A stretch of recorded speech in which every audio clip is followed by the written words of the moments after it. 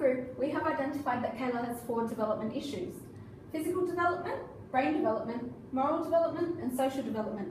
However, the 2 main focuses for this assessment are physical development and social development, as these are her main issue areas.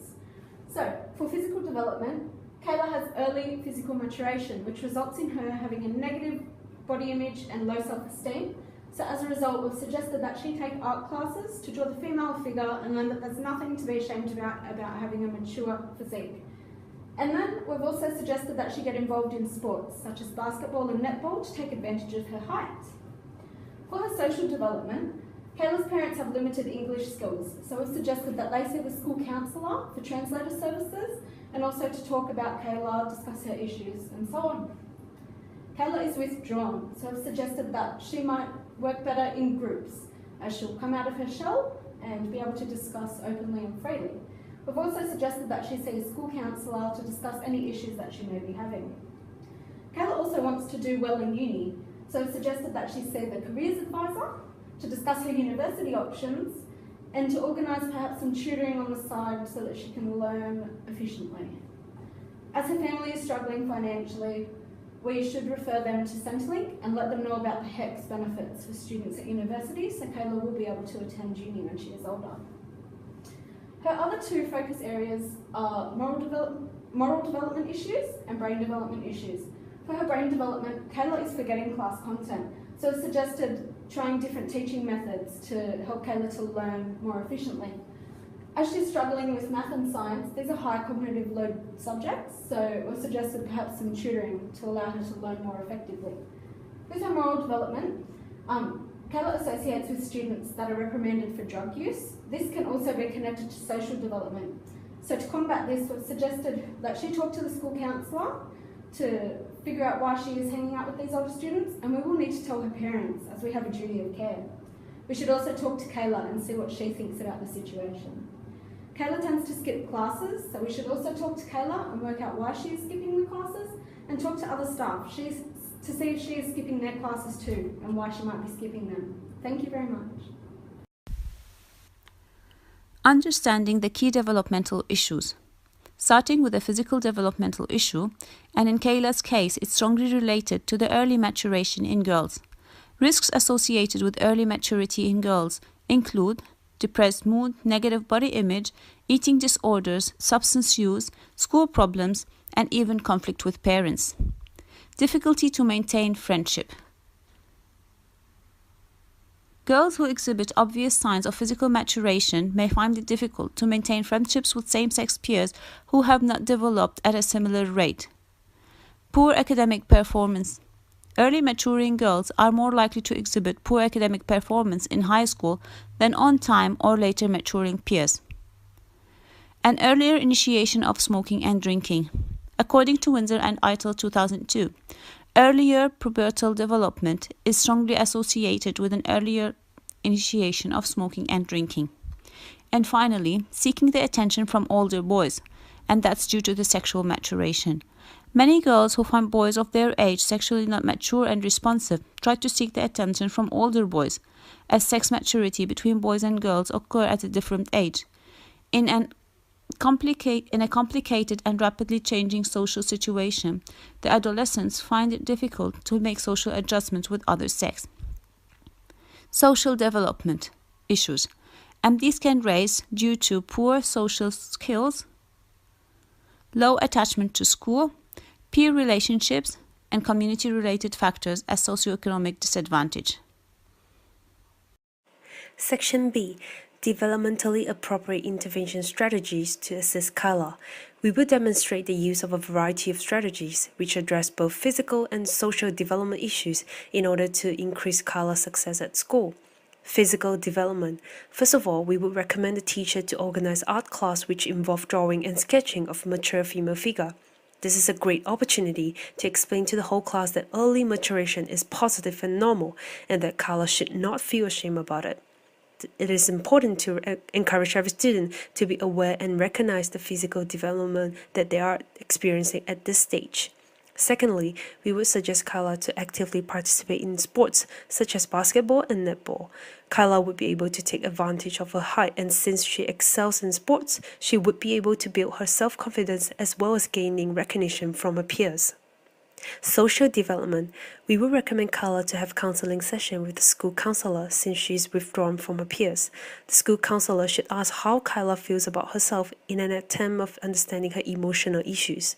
We would also suggest the teacher to organize tutoring session for Kyla during recess or after school in order to help her keep up with class content.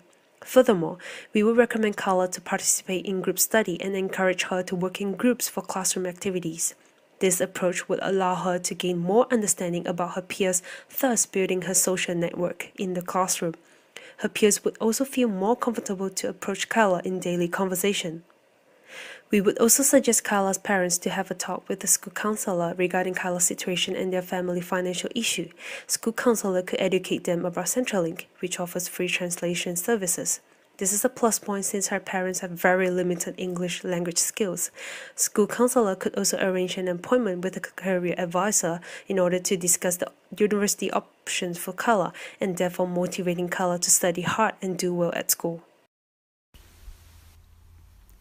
So why did we choose to follow these interventions, and what are their advantages?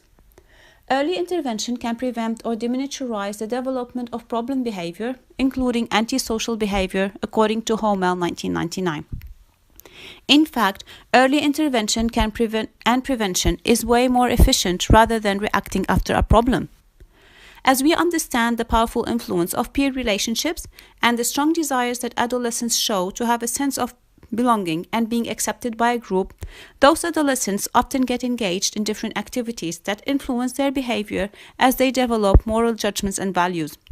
Our early intervention strategy is to refer Kayla to a counselor, especially that she's skipping classes and hanging out with older peers who were reprimanded for using illicit drugs, besides the fact that we as teachers have duty of care. On the other hand, we are aware of the social and emotional stress during puberty, especially with early maturity. It's vital to provide a positive framework to support Kayla. As she excels in visual arts, a message can be delivered to her and her classmates about the changes to the body figure. This can help Kayla feel more comfortable about it, especially if she's been bullied in this regards. In an effort to strengthen Kayla's connection to school, we encourage her to join sports group and take advantage of her mature physical development. This can help Kayla feel that school is a rewarding place to be in turn can promote positive long-term outcomes. A recent Australian research done by Hempel 2004 suggests that many adolescents do not show high level of school engagements, and so more effort is needed to keep adolescents engaged, providing support and encouragement. Sports will be a great opportunity to get her involved. Finally, moving to promoting SEL. Social emotional competencies not only prepare students to be able to participate in learning experiences, they also increase students' capacity to learn, according to Durlock 2011. Social and emotional development plays a major part to help Kayla shape and form her identity. It's also helped Kayla develop emotional competencies. This can be achieved by applying various practices, mainly warmth and support. And that's by demonstrating to Kayla that we care by asking questions, following up with her on a regular basis through morning meetings, small moments throughout the day, and this can help Kayla feel more included and appreciated. Also, it can be done through cooperative learning and group work, as group offer the advantage for peer interaction and it emphasizes the importance of relationships. It helps promote social skills. Moving on to the weaknesses. There isn't enough research in this domain to show what is the best practice and intervention strategies. A second major weakness would be if Kayla isn't being very responsive to those interventions, and then we need to reevaluate the case and try different approaches to better support Kayla. Hi, I'm Wei. This unit has deepened my understanding of various developmental issues and the associated risks experienced by adolescents. In particular, learning about the healthy body and risk-taking paradox proposed by Jay Gibb has been an eye-opening experience. The maturation rate of the social-emotional network being quicker in comparison to that of the cognitive control network has caused adolescents to have negative peaks in crime and suicide.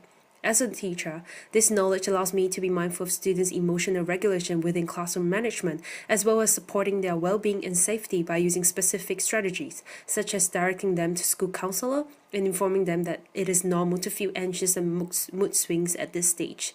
I've also learned that conflicts between teenagers and parents increase in early mid-adolescence. Therefore, as a teacher, I will need to inform the parents or caregivers about their children's performances and behaviors regularly, as well as collaborating with them in a sensitive and confidential manner to help their children in both academic and discipline contexts. Furthermore, I have learned from Lawrence Steinberg that adolescent behaviors and decision-making process change in hot connection contexts, in particular in front of peer groups. As a teacher, I will need to take account of how student behaves generally and in front of peers. I would then interact with students accordingly while being cautious about their behaviors in different contexts.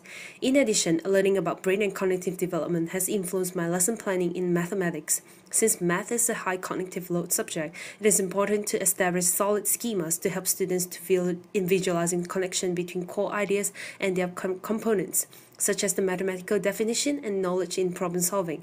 According to Chinnapan and Chandia 2010, math activities need to be improved to facilitate schema development while being sensitive to the limited processing capacity of working memory.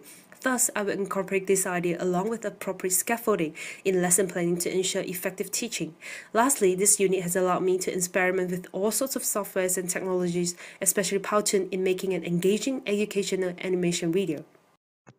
Hi, I'm Jessica, and I feel that I have developed my understanding of issues that adolescents may face during their high school years, and learnt that as a teacher, I will have to be available and understanding when students are facing these issues at school or at home.